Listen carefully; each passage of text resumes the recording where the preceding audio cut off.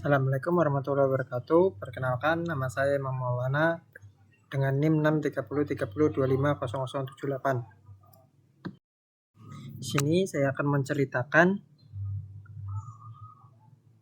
pada masa transisi Rasulullah SAW hijrah dari Mekah menuju Madinah, baik dari sisi politik dan sisi ekonomi. Hijrahnya Nabi Muhammad dari Mekah ke Madinah bukan sekedar perpindahan tempat, tapi merupakan perubahan besar dalam tatanan sosial, politik, dan ekonomi umat Islam. Kita akan menjelaskan dari sisi politiknya terlebih dahulu.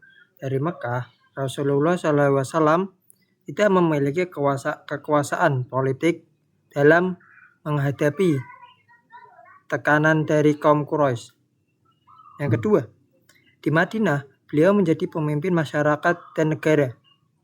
Yang ketiga, Rasulullah menyusun piagam Madinah sebagai besar kehidupan negara yang mengatur hubungan antar umat Muslim, Yahudi, dan lainnya.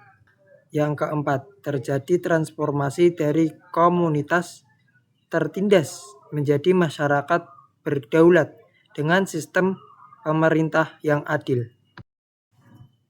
Kita akan membahas dari sisi ekonomi. Yang pertama, kaum muhajirin kehilangan harta di Mekah sehingga terjadi ketimpangan ekonomi. Yang kedua, Rasulullah mempersaudarakan kaum muhajirin dan kaum ansor untuk saling membantu. Yang ketiga, dibangun pasar Islam di Madinah untuk menghindari monopoli dan praktik tidak adil. Yang keempat, sistem ekonomi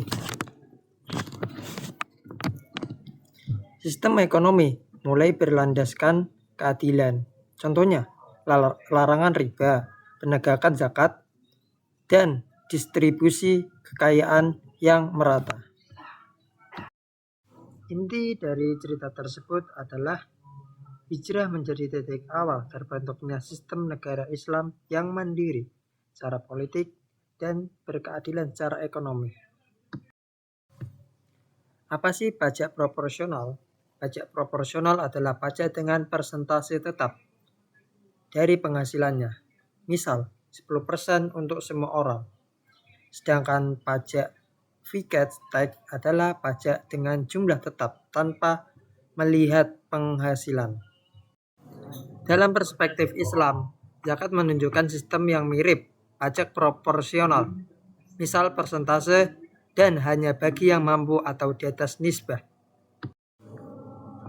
Yang kedua ada Fixed Tax, kurang adil karena memberatkan orang miskin.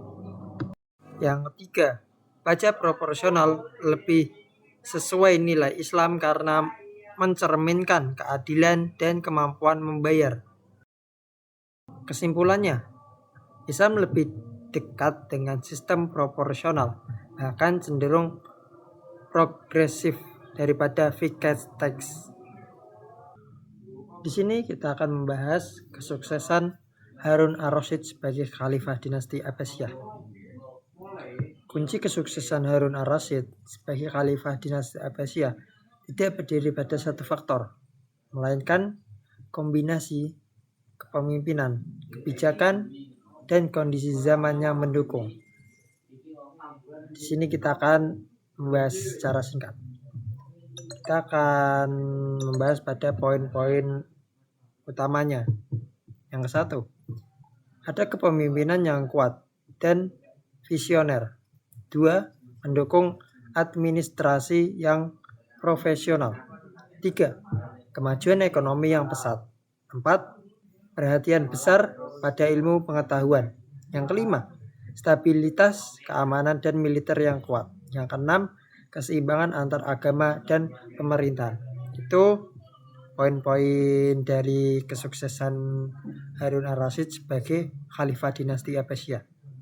Oke, kesimpulannya adalah kesuksesan Harun ar-Rasyid berasal dari perpaduan kepemimpinan kuat, ekonomi maju, ilmu berkembang, dan administrasi yang baik.